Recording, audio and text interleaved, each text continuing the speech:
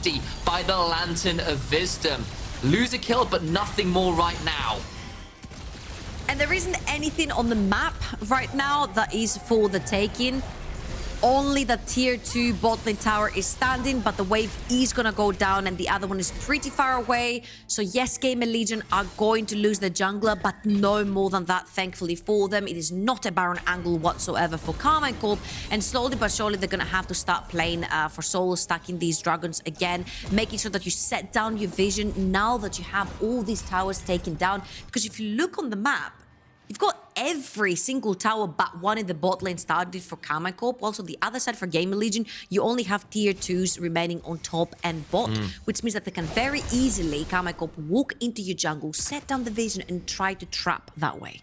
Quick point of order, I believe we do have a little bit of a spectator bug here as well. Those first 2 dragons were taken. It is a Cloud Rift, and that means that Gamer Legion currently at 2 Drakes, Karma Corp, I believe, at 1. So just keep that in mind, despite what the scoreboard might be telling you. I know that caught me out a little earlier on, so correcting that one for the viewers at home. And now we're set up with mid lane control. A little bit of an EU ram, so to speak. It doesn't quite roll off the tongue like a J ram or a Nay ram right now, and left ourselves with a bit of a choke point in the river. Teleport coming through as well. And Reckless actually on the other side of this getting chunked way out. I wasn't expecting that. I was not paying attention. And suddenly he's just dead.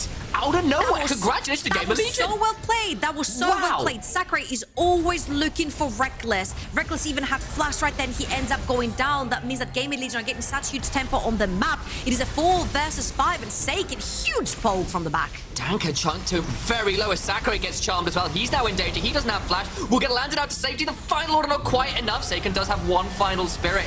Rush charge remaining as the shock blast brings down the rock. The mountain is dead. Danka kicks him away, but the charm will not matter. They get another 2 and Karma Corp punish the death of their AD carry with 3 right back. Eschik tries to get one more. Go quite make it happen, but the charm from Seiken is just too clean.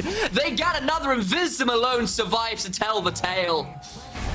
That went from great to disaster real quickly right here, Initialize. I think Gamer Legion had a pretty good idea on how to play the fight. They took Reckless's flash, which is a much longer cooldown than Sakurai's ultimate, so don't push your luck too hard. Try to replicate that later on as well, and right here they're trying to push that mid lane tower, and they're very indecisive. Wisdom plays on the right side, while the rest of his team is playing on the left side. Sakurai gets caught by Seiken, and imagine he's itemized full AD damage, which means he melts to Seiken's Ari, and then the rest of the people have a pretty good idea what they want to do. Great pick from Danka onto 4 people and a great Moonlight Vigil, but it does not matter because they fall one by one. And then Eschik tries to make a play and gets instantly punished as well. That was a very unfortunate chain of events, and maybe another one right here. 113's gone golden, but will he be able to get out afterwards is more the question we have to ask. Taking out a half HP, but not too much more damages.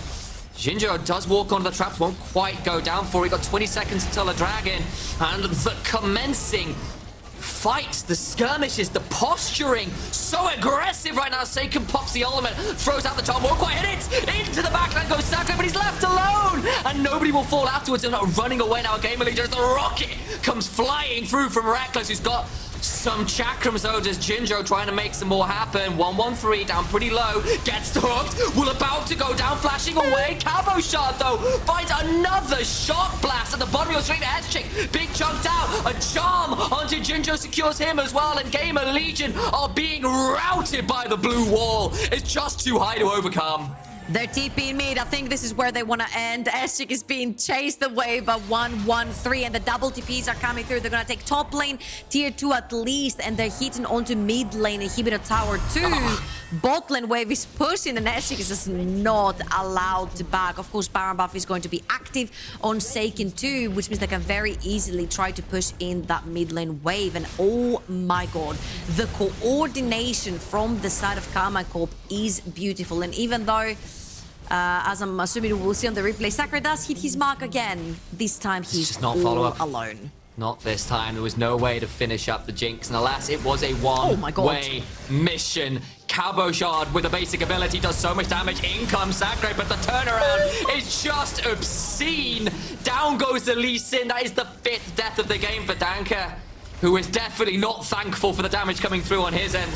Vistum as well. Oh my days. Avert your eyes. This is a fit for public broadcast.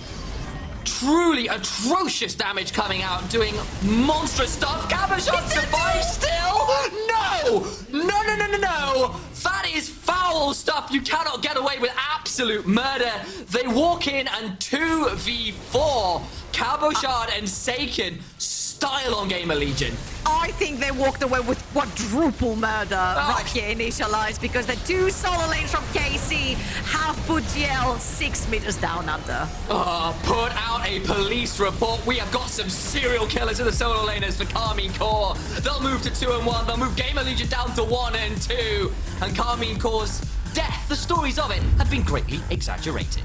9-0 and 4 for Seiken. 6-0 and 8 for Cabochard. The two remaining members from summer 2021, the two champions, recovering from whatever happened at the start of the LFL road to now. That was a stellar performance by the entire crew, and the LFL undefeated today so far. So far. But of course, there's still that last match we've got to think about, remember? Fnatic Team Kesso go up against our final LFL team of the day. Team BDS Academy could complete the trifecta and ensure that the LFL goes completely undefeated today. To find out, though, you're going to have to stick around. So we'll see you after the break, eh?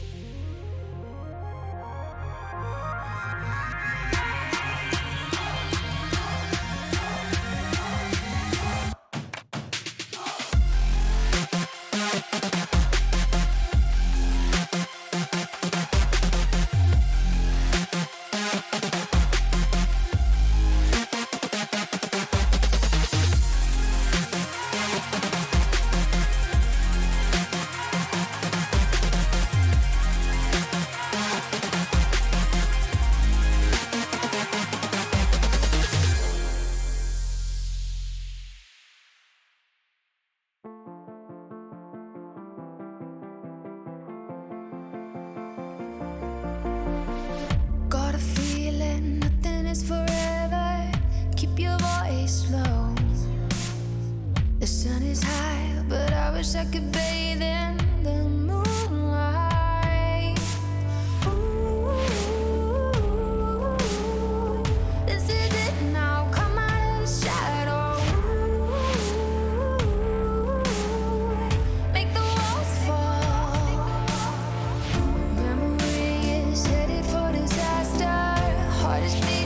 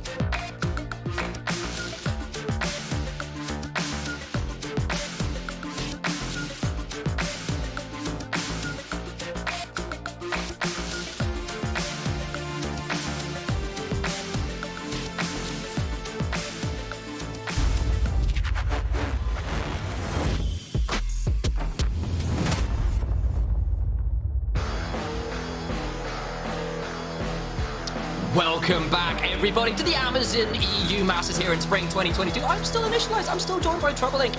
And we are into our final match of the day. Fnatic Team Kesso versus Team BDS Academy. Two teams that are expected to go exceptionally far in this tournament. Hell, Fnatic, arguably one of the front runners for the whole damn thing.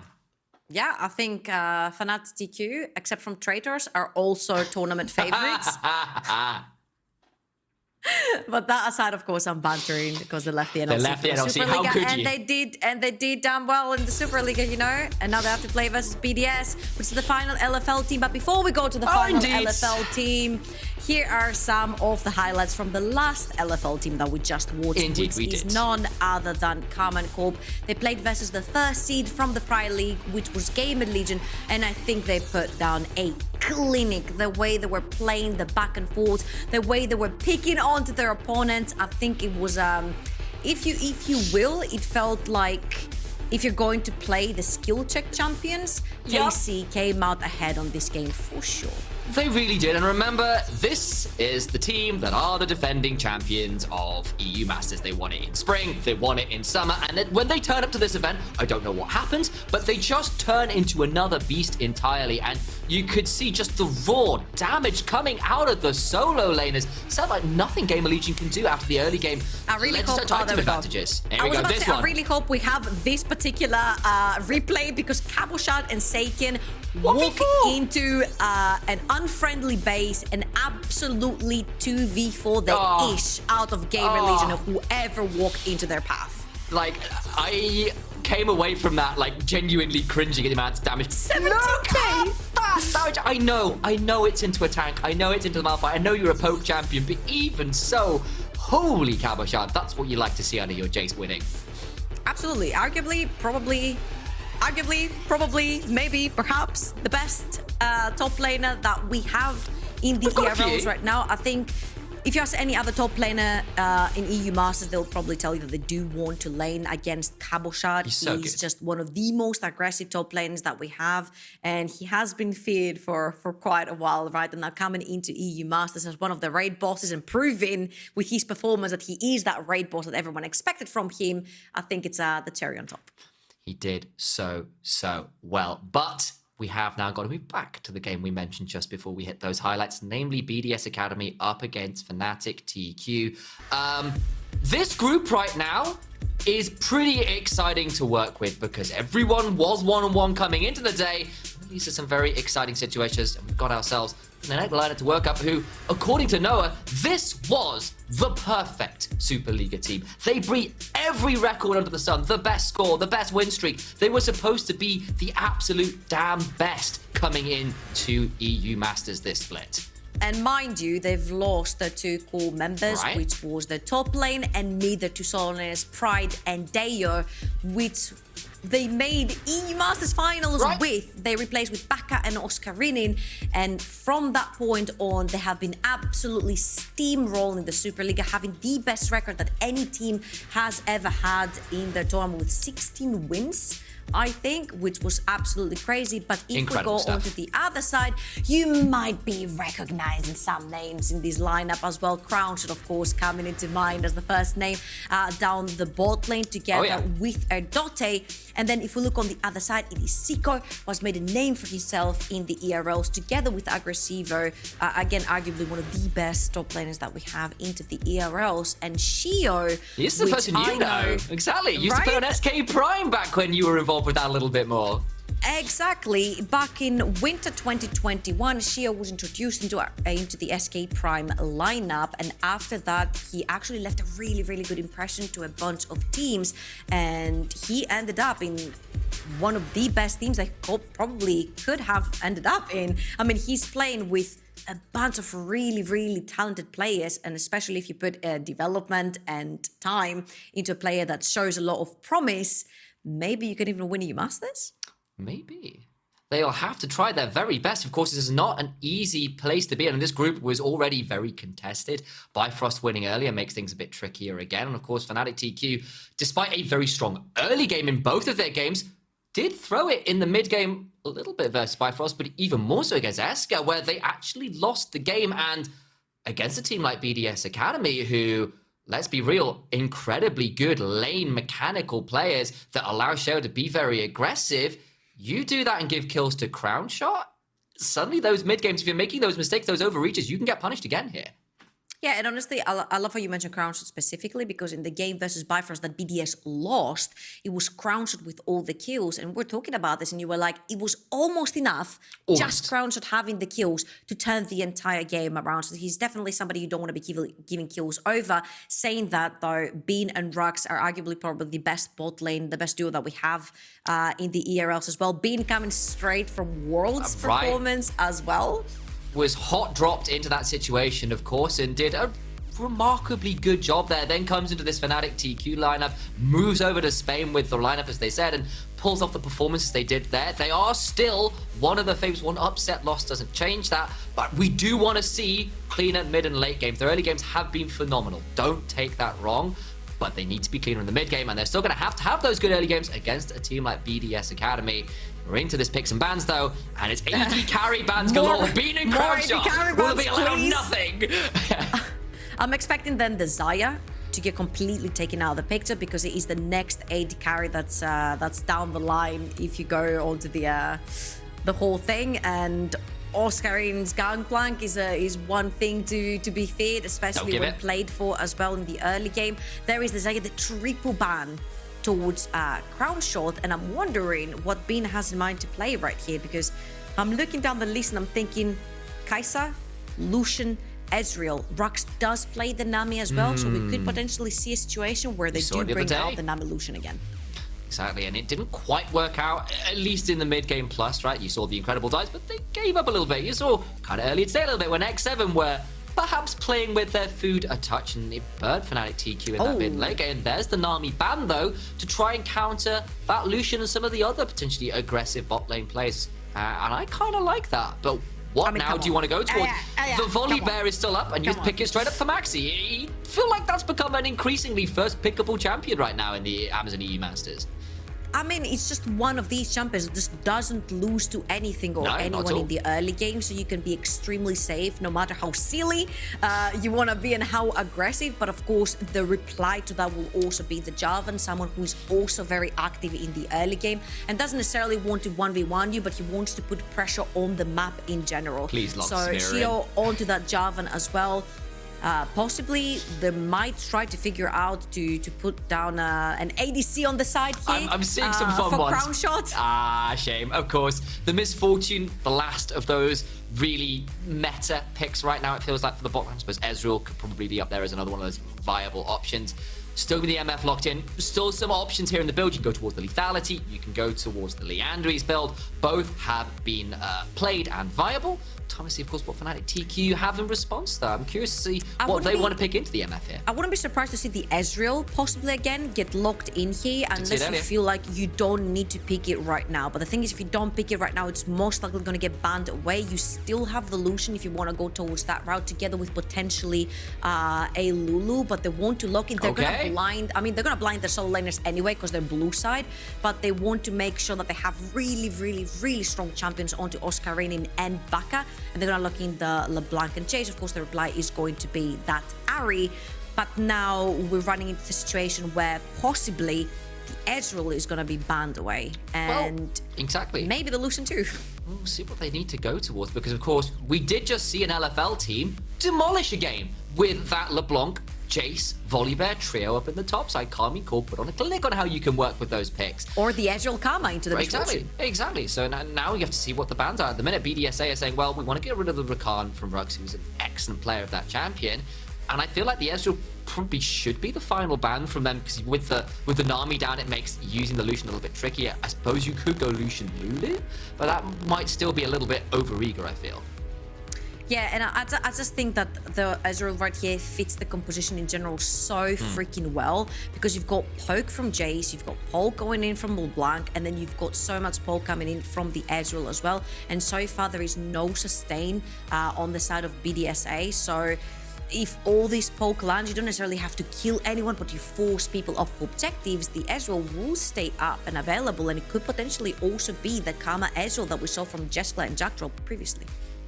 I suppose maybe it's just saying, okay, we're not that afraid of the Ezreal. The Misfortune can poke you through the wave. You can't do that to us, so clearly I win. That's the idea, right? That's how it works. That's how champion interactions Clearly I are. win.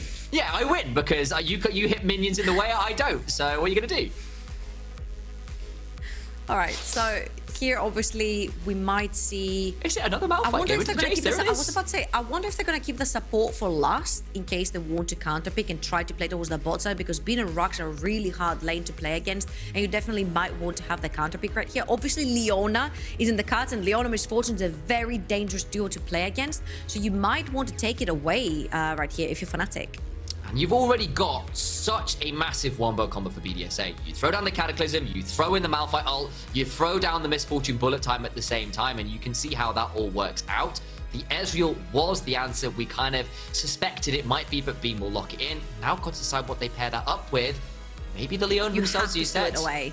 Yeah, I think at this point you have to steal it away because it is very, very, very freaking dangerous to let the Leona go through to the other side, especially when you've got Cataclysm, Leona ult, and Misfortune ult on top of that. You've got Malphite as well. There's going to be too much CC to deal with.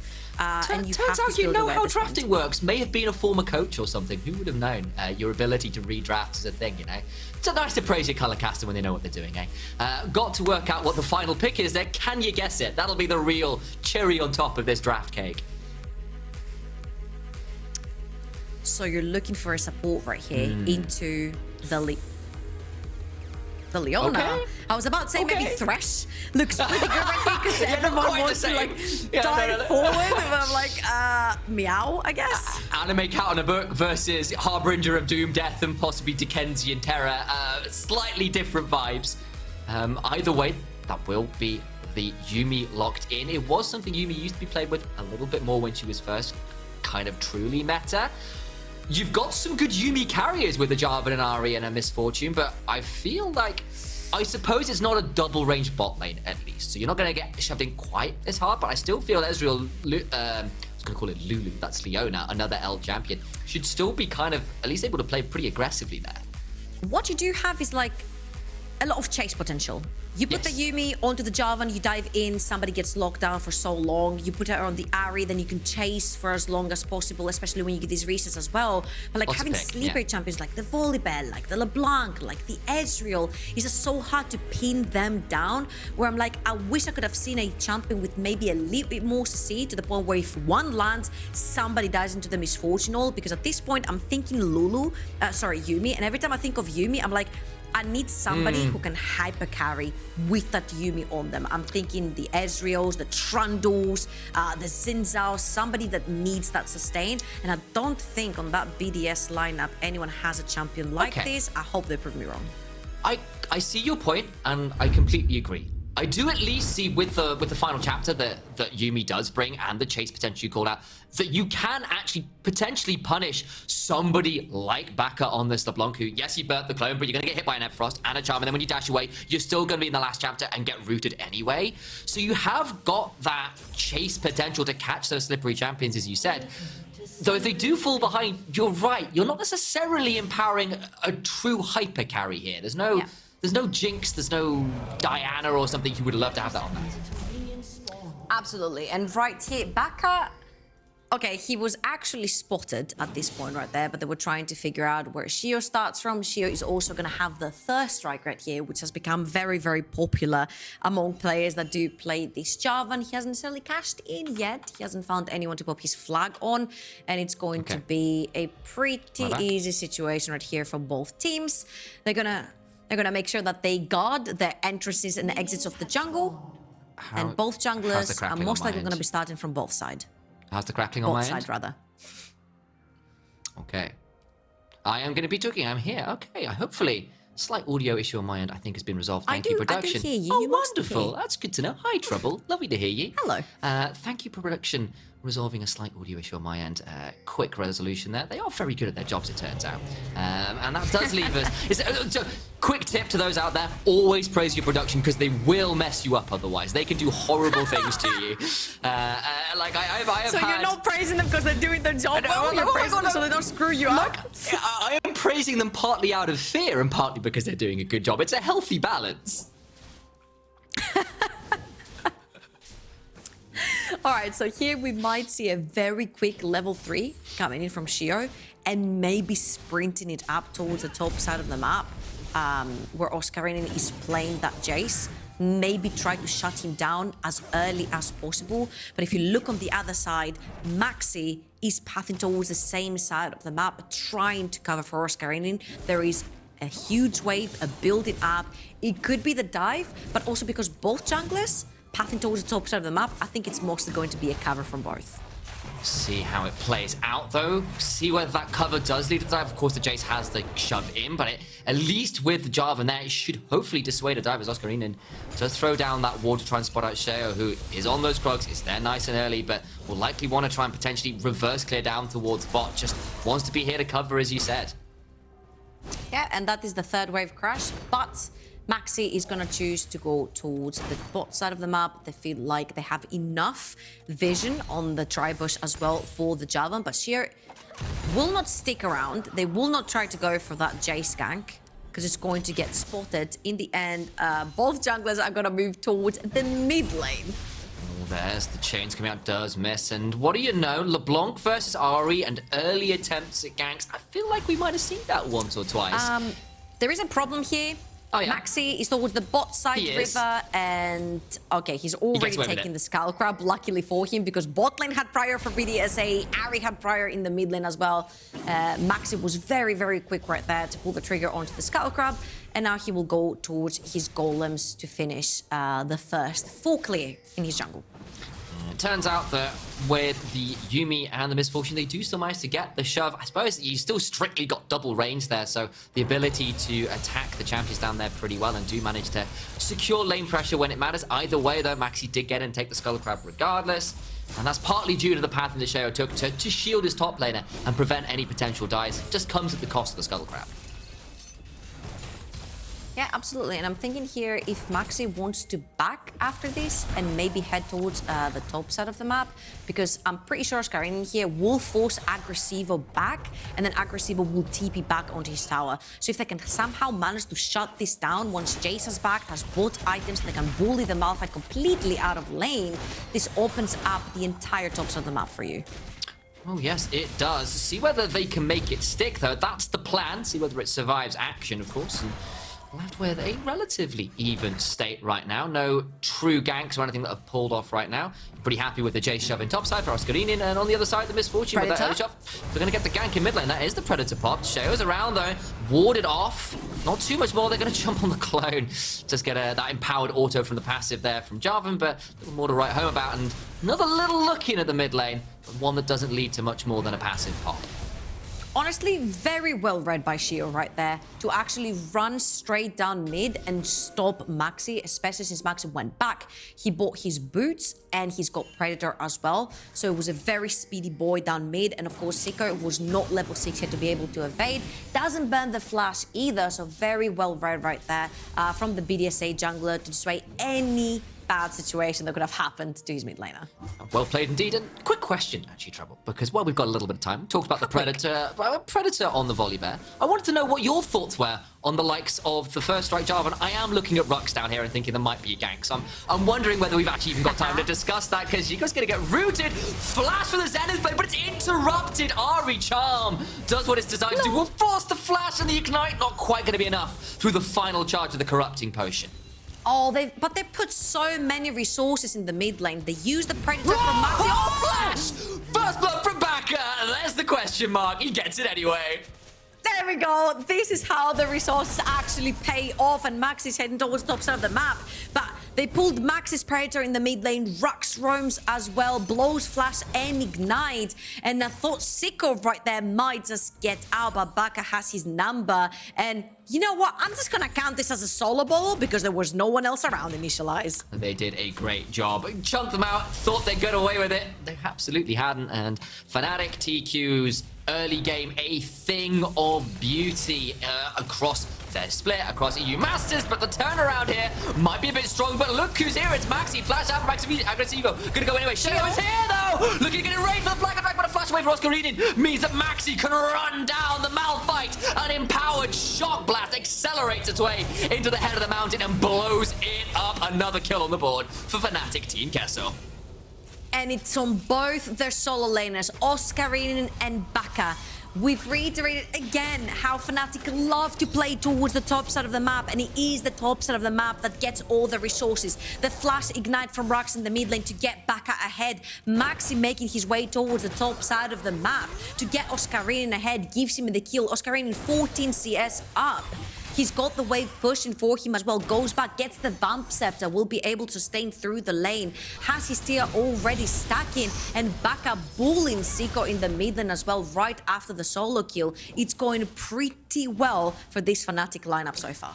Dark's here with 2 stacks, boots completed. Baka is feeling very pleased. Oh no, don't you dare start And with I'm the just looking, Magi's. there's a Dark Seal on the other side, and I have been converted. I don't really have much of a choice because I live with the guy, but my brother, Americ, does love Magi's on Ari, and there's definitely one where that could happen this game.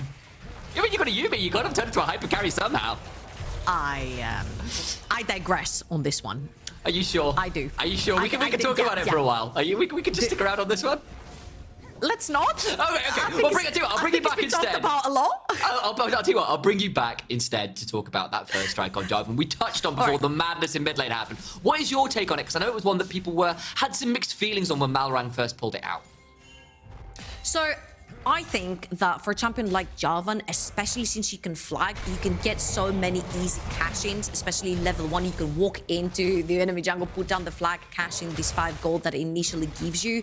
But then later on, when you get this massive ultimate where you get to cage 2, 3 people, and the extra percentage counts, not only on damage, but you also get the cash back. You get such huge influxes of gold onto your Jarvan, where he becomes such a great tank later on. I'm a big fan of first strike on a lot of champions, such as the Graves that we've seen over, I think in the LCK. Sure. And also the Lee Sin a lot of times with first strike. Now, of course, the numbers sometimes don't always show up, but it's a risk that the junglers are willing to take. What I'm a really big fan of, though, and not a lot of people are, is Predator on a Volibear. I know, you've been talking about that since the beginning of the season. Yep, that speedy boy running down your lane is just so hard to dodge, and you will have to either burn a summoner spell or an ultimate if you are Ari right here for Zico. So I'm a big fan of Predator. I love Speedy Boy, and right here you don't have any shields or speed ups for Maxi, so I think he does really need to be able to stick onto champions. Incredibly so. That's great news for them, of course. And glad to have that discussion with you, of course, all the while we had that one. A couple of things did happen. We did see the trade of objectives. The Herald went down towards Fnatic TQ, while the Dragon went down to BDSA. So there has been a trade of those objectives, but not too much more has happened. So we timed it right, Trouble. Nothing mad happened while we had that discussion. I'm slightly surprised. Yeah. That never happens when we do that. And the thing is, the only problem for BDSA right here is that they knew that the Ezreal was going to come through. The Ezreal is an extremely anti-dive champion, but also you don't have the Leona to try and dive the Ezreal because Rux took it. I don't think Rux has seen Bean the entire game. Rux has been around mid lane the entire time, putting pressure onto Zico. It's got a various diet, it kind of Bean all the time. The top side of the map, putting pressure onto Aggressivo, and also roaming together with Maxi the entire time, which is what Fnatic TQ love to do. Whilst Bean can stay completely safe because he's playing against a Yuumi. You are not necessarily scared playing versus a Yuumi because they're just not gonna dive you. And Shio has been more of a shield rather than a proactive jungler in this early game. He's trying to shut down whatever Maxi wants to do rather than be proactive for himself and create opportunities for his team. Missed time on the maker range means crown shot. I'm still gonna back away. I know. Shio with Yuumi on top can look to get in here, but Fnatic TQ are already around. It's not just one person. It's a flash away trying to get that final chapter. Still get the kill. Yumi's left alone. Baka gonna have to try and get out here, but here come the rest of the damage. Bean will go down, and the turnaround starting to come through. Zico speeding up, can't quite get in range for more. Fnatic TQ punished for the invade into BDSA's blue side jungle. What in the world happened there? There was a wild bean coming from enemy tower on 1 HP. I need to see this replay again. So as you can see, Maxi is already set up into Shio's jungle, but Shio has the Yuumi on him. And when they all bunch up onto this Jarvan, you see that the sustain and the root comes in from the Yuumi. Bean is tanking the tower! Okay. He comes through enemy tower and attacks his entire health bar. on that tower. He got And by baked. the time he joins, he's dead. He got fried, baked. Any other description to do with food and beans, I suppose. I don't know. You're good with this language called English. You find some apparently. words. So somewhat people tell me that. I'm not sure whether it's actually true. Either way, TQ getting a little overeager. We have seen this happen a few times where they just overreach. So remember how Ezreal doesn't get dived and doesn't die? I remember. Yeah, not when he's the one doing the diving. I see that. That does put a little fly in the ointment, unfortunately, Fnatic Team Castle. They do, however, still secure first turret. They get it all into Oscarinin, who is very happily the recipient of that. We saw that last game, remember, for Cabo shot on the Jace. Oscarinin is sticking around, and fortunately for him, Show actually blast cones the other way, who could have been in a bit of a difficult situation. Now, Rux, though, might find themselves in a bit of a precarious situation themselves. Big chunk on a ground shot. But, of course, he's got himself a Yuumi, so we'll be just fine. Yeah, and the later on the game goes, the more this Yuumi is going to be healing about. So all the poke that we talked about from the side of Fnatic TQ is going to be slowly but surely getting shielded or healed up later on by the Yuumi. Of course, one person at a time, but then you will not necessarily be able to force too many people out of the fight. And we saw that once the Jarvan dives in, we mentioned with the last chapter from Yuumi locking in so many members down at the same time, the bullet time is going to do a lot of damage. So the way Fnatic needs to play the game right now is probably try to 1-3-1 the map, try to get picks with the LeBlanc together with the Volibear, and then from there on out, try to team fight possibly with numbers advantage.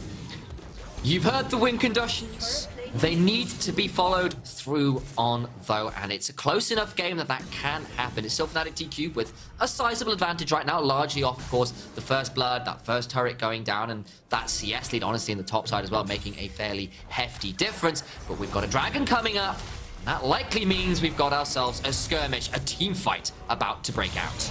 Ooh. Never mind, I was going to give you a moment to speak. Never mind that. Going to see an engage for the turnaround. Means Rux in a difficult position. Left He's out dead. to dry. Not quite. He's not. Will finally fall. But now the turnaround starting to come through. Shield getting out into the backside. Goes back and can't quite secure the kill. And BDSA just too slippery. They won't quite fall. Bean solo. Shiko, are you sure? That was bloody risky, but gets away with it. Chunk mid-wall. Back at Chunk down. That crown shot on the side does have the bullet time. Looking for an angle. The clone being used to scout. Very smart there from Baka, but all the while, BDSA not feeling comfortable to come into the river, even if they did get the kill. Yeah, they don't want to walk through the choke point. They still have Cataclysm and bullet time, but you definitely do not want to chance it just for one dragon. You let this go away.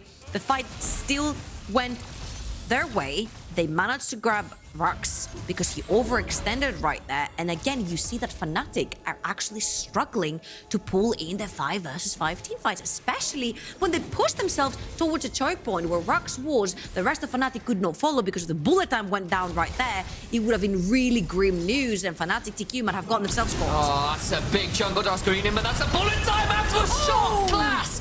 Brings low the top lane, but the turnaround's going to be pretty huge. Yuumi healing them, his crowd shot. Could trade back by Gambit. Has got one though. Maxi, another, and this time they find the fight they were looking for. They find the Yuumi. The cat has been skinned, and it's Bean that picks up a double. Very, very well played. Great turnaround for Fnatic TQ. They actually managed to make a pick. Oscarinin is the recipient of all of the ultimates right there, and once all the ultimates are down, Fnatic pick them apart one by one. They're gonna get to push in the top lane wave. They're gonna get to cash in on the bot lane wave for Oscarinin. They're pushing mid, and they're also taking that Rift Herald to potentially use for a next dragon push. Now you see Rux right there, again his usual position above enemy lines, but they do find Oscarinin, and very importantly, he has a shutdown. So Shio is gonna lock him in, and that bullet time is gonna melt him alive. But look at Shio, he's so low. Ground shot is very low because Bean is flanking as well. A beautiful flash from Bean right there to get away from all the damage as well. And then once the cat is out the backs, it's very squishy. There goes the Fox too, and it was a really good turnaround by Fnatic TQ to punish over-aggression from BDSA. It looked like a fantastic catch, until you realize that bullet time was about a pixel short of hitting 2 more members, so it only really hit Oscarinin. And suddenly you realize the turnaround is there. Bean comes in and absolutely clutches the back end of the fight. Real credit to Fnatic TQ there, and that was literally after I was about to say, I'm getting a little nervous here, potentially. Fnatic TQ, mid-games, overreaching, all of those things that punished them a couple times against Esker in particular. Not going to happen right now. They get themselves back into a commanding position. They are up a healthy amount of gold. They've got themselves a second Herald, and they are in firm command of this game as it stands. And I am very surprised that with a Yuumi that's sitting on Shio, he chose to go for Chem Tank over Gold Drinker. I believe he would have been absolutely undying, but maybe? Not enough time. They're going to get the root, though, and that means there is a disengage battle with Shiko trying to get onto back and can't quite secure it. Over the wall again, looking for just enough damage, can't quite get it. On the other side, Maxi and Shio trading out. Shiko left in a difficult position, has to flash back over the wall. The bullet time chunks out Maxi, but a Stormbringer will give him enough HP to survive, and somehow, some way, nobody falls, but it's a large trade of summoners and HP bars. And you can see how both teams want to play from distance, and the only ones actually running in and butting heads is Shio onto the Javan and Maxi onto that Volibear. Everyone else wants to play from range. Everyone else wants to avoid any skill shots thrown their way, whether it's a chain or whether it's a taunt or whether it's an Ezreal Q. And of course, Crownshot onto that Misfortune wants to play from as much range as possible and just drop down the E and the bullet time to melt people when they group up together. It is such an extremely team fight for both of these teams to play. This is why they need to go for these picks. But then in the end, the only one who ends up in that Cataclysm is Maxi on the Volibear. And he's got ways out, and honestly, it's a pretty difficult team comp to keep locked down. Ezreal, LeBlanc, Volibear, all very slippery. Aggressivo, though, might be in a spot of bother, has to ult away, has got himself, of course, Spellbook Ghost, and was managed to speed his way away from danger. Oscarinin secures another tower, and at this point, Fnatic TQ, with all the outer towers down, can start pressing the map up further, start moving those vision lines, and suffocating BDSA out of their own jungle. Yeah, and especially because Aggressivo does not have his ultimate up and available, you can actually now walk close to this Malphite. You can walk into Shio's jungle, put down your vision, as you mentioned as well, since you took that mid lane flash, tier no 2. cleanse. That's a Misfortune that's in danger. Maxi, Thundering charging away, but there's enough. A chase to put Maxi rooted, but they don't have enough follow-up in that. Volibear at this point, so tanky, just doesn't take all that much damage, and that was your worry, right? The Yuumi makes sense in terms of your ability to catch with these champions, but can you actually follow up afterwards if you fall behind? And right now, unless that Misfortune is layering the mother of all ultimates, it's feeling like potentially the answer is no. Yeah, it looks a little bit rough because you're thinking again of Cataclysm Misfortune combo, and you're like, cool, who's she gonna get inside the Cataclysm? Because the two slippery champions, LeBlanc and Ezreal, should technically never get caught, and that Volibear is very tanky, also has stopwatch, triple stopwatch on the side of Fnatic TQ that really want to fight for this dragon, so it's going to be extremely difficult to melt them with a bullet time. Meanwhile, Fnatic are playing tempo. They don't necessarily care for these neutral objectives. They're playing to take towers. They're taking mid lane tier 1 while they're taking bot lane tier 1. Then they're pushing mid lane, and remember we said they don't necessarily have to kill their opponents, but so much poke landing onto Crownshot means that Misfortune is no longer there, means that the threat of being melted down by a bullet time goes down to 0, which means you're allowed to push. Remember, when Aggressivo was taken off his ultimate, it was also pretty easy for them to walk into a Malphite. So Fnatic don't necessarily have to fight them, they just have to poke them out or force their ultimates, and then they can just walk. There's one of those ultimates trying to try and get away, but Maxi with the Stormbringer! Inclement weather at Category 5 brings down the mid laner and the bot laner. Crownshot and Shiko turned into dust in but a moment, and with those two dead, Baron alive, I think Fnatic TQ might be just turning onto the Big Purple Worm. Yeah, and that's it. You do not have any carries left alive. The only thing that you have left, if you're BDSA, They've got is Smite on Shio. Malphite. And putting your chance onto Shio to try and Smite. steal the dragon. But Baka is right that the entire Fnatic TQ are ready to jump. Second Smite on Aggressivo. Watch for the Malphite trying to get in. Shio trying to find an angle as well. Down to 3,000 HP. There's ultimate Shio's available. alive. You cannot stop the Malphite getting it. Down to 2,000. You can make the steal happen. He's going to go in. Not secured. Still going to be Maxi who gets it. Now Aggressivo trying to flash away. Over the wall goes back and misses the ethereal chase. Charm goes wide. Shiko gets a root onto Beam, but will not be able to find any more. And despite the flip, despite the smites getting into the pit, they can't make it happen. Beam will fall. That's a trade back, though. And that was so worth it for Fnatic TQ. They get a huge fight in the top lane. Both the carries of BDSA fall, which means the Yuumi gets little to no value. And again, you see it right here. Ari tries to make a play onto Scarine. Beautiful stop was, and then Maxi just dives in to annihilate the two carries from BDS Academy. Fnatic then will run it straight into Baron, and then you see how Baka stays out to try and stop Shio. They have vision onto the Jarvan, and then the entirety of Fnatic lineup are waiting onto that wall to try and stop Shio from potentially flagging and dragging into the pit and still in the Baron. Here there is still that tiny possibility because Shio does sneak around, but luckily they kill him before he's anywhere near, to try and steal the spellbook smite did come out. Agresivo did get to smite. He was about 100 HP off, not quite. Practice as a jungler, of course, on the Malphite, and hell, he made it closer, and I appreciate that. Exactly, he tried. He did try, and of course, I believe that is I'm trying to look at the second item. It's nearly towards, I believe that will be a Thimble Winter that's coming through. Took me a second to recognize the icon, not quite secured. So you're still a little ways off things like second items even for BDSA right now. On the other side, you've got two on Ezreal and Jace, and they've got Last Whispers on top of that. So they are not just itemized, they are over-itemized right now. Yeah, absolutely. Ezreal has spiked.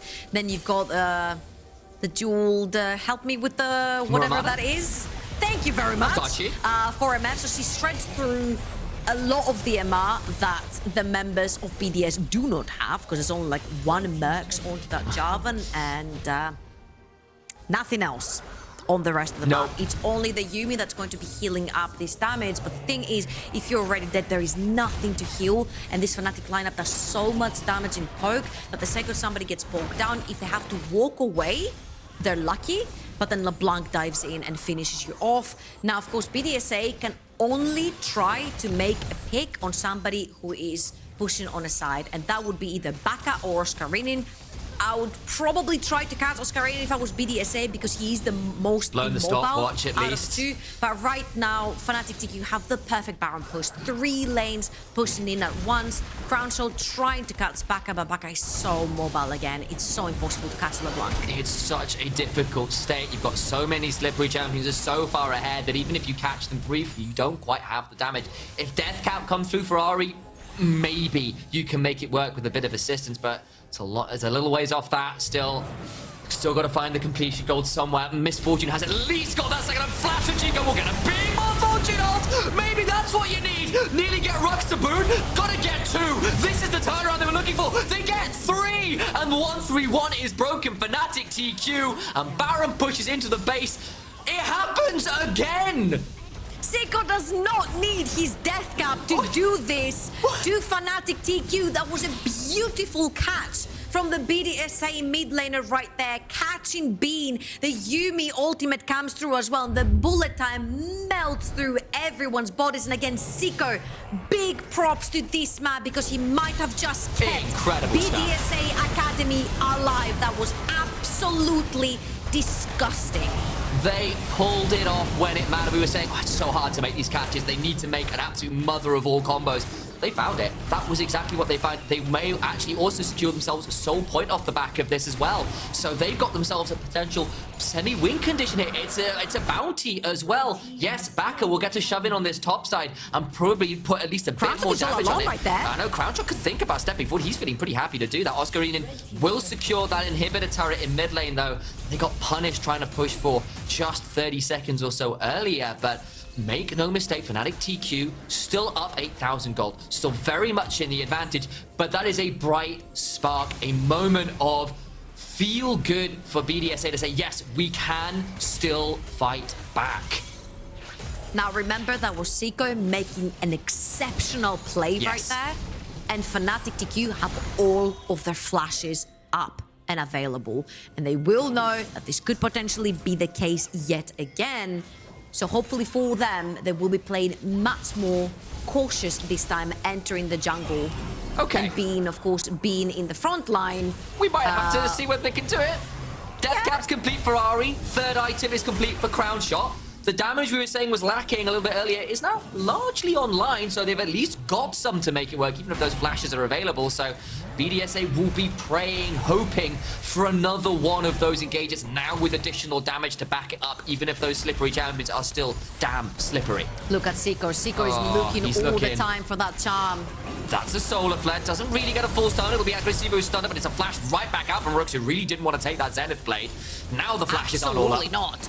You do not want to walk into that choke point, if you're Fnatic, the Cataclysm, the Malphite ult, the bullet time is just gonna melt through the HP bars. If you're Fnatic, you do not want to fight in any tight spots on the map right now. You want to use the entirety of a lane to try and be slippery and slide about and sort of break apart the team fight and not bunch up together. But look at BDSA, they have a different idea. The Malphite ult is right there. You can think about that ward. My days, very valuable crown shot. Secures another turret, the second of the game. All the while, though, you're right. Oscarinin and Baka are up in that top side. Oscarinin was there just shadowing in case there was an engage that came through. They secure another inhibitor turret. They won't secure the inhibitor itself, but now Fnatic TQ might be still here. Baka's in trouble, takes a lot of damage.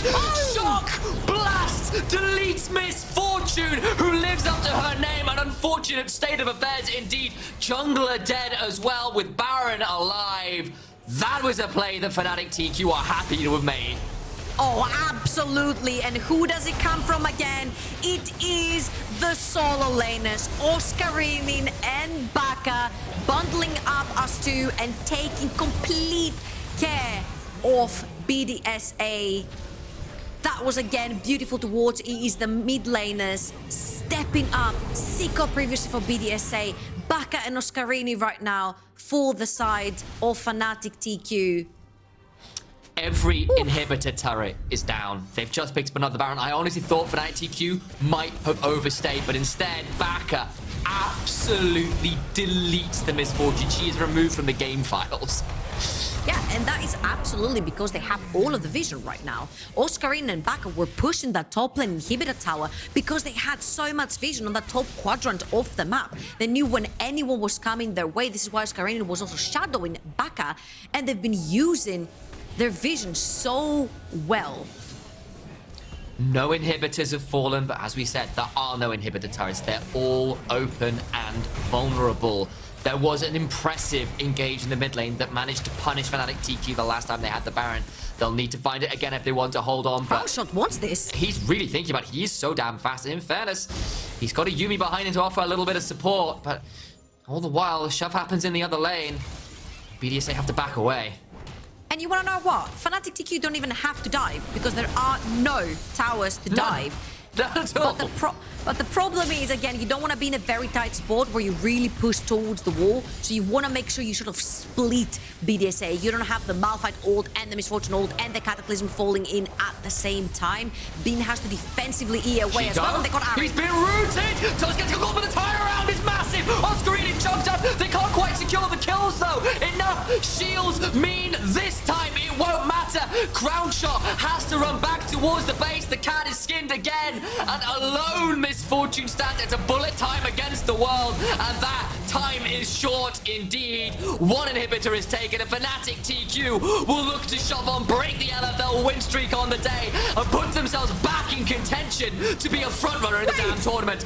All the while, what? What? No, I was doing my ankle. I was doing my ankle. It was supposed to be over. Being a maxi now in a 1v2. Do need to make this happen. 15 seconds remain. The tower is shown off. Crown Shot falls. And despite the botched fountain dive, it's still going to be Fnatic TQ to come out with the win. So I do admit, I got nervous there for just a second.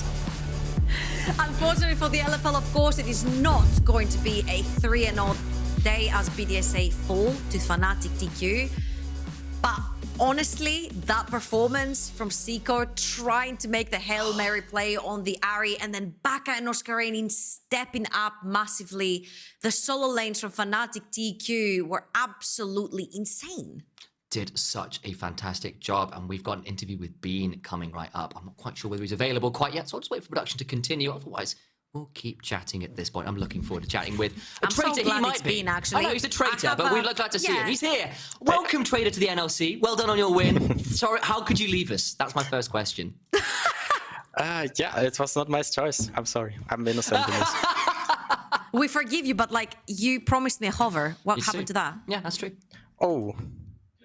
I forgot about it, actually. I'm sorry. I was so focused on the game. Oh, you did. Oh, okay. I'll hold you accountable for the next game, Bean. But all in all, obviously, like all jokes aside, you guys absolutely smashed the Superliga. And you went through major changes as well, like changing both your solo laners is not small feat. How do you think your team is working right now with like Oscar in and Baka in, like putting this performance as well in EU Masters. How do you feel about the team? I mean, I think it's working really well. What I like about our team is that we're super flexible. Like we can play carries in 3 lanes and 3 people can carry. It's not something all the teams have in EU Masters, for example, or in AVP. Like a lot of people struggle with this, and this is like a really big advantage, especially in drafts, that we can just be so flexible. That's flexibility, a huge, huge strength.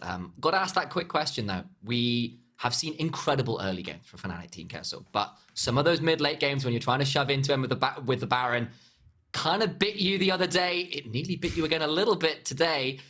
What's going on there, man? What's happening in those Baron shoves? Yeah, I don't know. Yesterday, no, 2 days ago, the game against Team SK Gaming was, I think we made a bit of uncharacteristic mistakes for us. We played a really bad mid game, and usually that's not a problem we have. But I think today we played a good mid game actually. I got caught on mid once, but besides that, I think our mid game was really clean. We got all the towers, and yeah, besides that one fumble in mid lane where I die, I think we played pretty good macro today. Okay, I'm going to ask you this question, and there better be an NLC team included in the answer right there. Who do you think are your biggest rivals? Because obviously, I think you guys are coming into the EU Masters again as a favorite. You weren't last year, but you proved that you should have been by reaching finals. And obviously, you're coming into this year as being some of the absolute favorites. So who are you looking forward to face? I think for me, it's honestly just the LFL teams. Like judging from having scrimped the whole split, I feel like the 4 LFL teams and us, there's quite the gap between us. I think it didn't really show in the first 3 days. Maybe it's just some nerves. Like we had some nerves as well. We lost the 1 game, but my feeling going into this tournament was that the 4 LFL teams are us, and us should be a step above the rest. Okay. Nice to hear that one. Of course, he didn't mention an LCT, by the way. He didn't mention X7. And he didn't hover. I know. Okay, we see how it is. But of course, great to hear those words. Interesting to hear that perspective as well. Congratulations again on the win. Wish you the best of luck with the rest of the Amazon EU Masters and your continued run. But that's all we have time for with Beans. We'll see you around.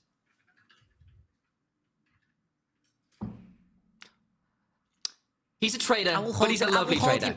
He is a traitor and he didn't hover, so I will hold him accountable to that. You can see the fury in Trouble's eyes.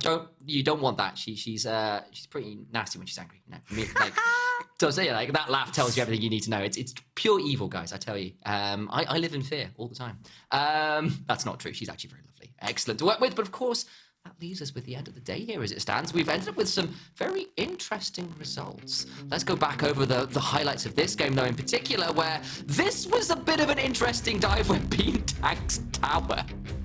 Yeah, I think that was a little bit of a whoopsie, but I don't know if Bean counts this as a mid-game, because he said that he only got caught once. But yeah, all in all, I felt like everyone stepped up from Fnatic, TQ. BDSA was no small team to play against as well, and I felt like they played their hearts out, right? I don't think that the BDSA composition was very easy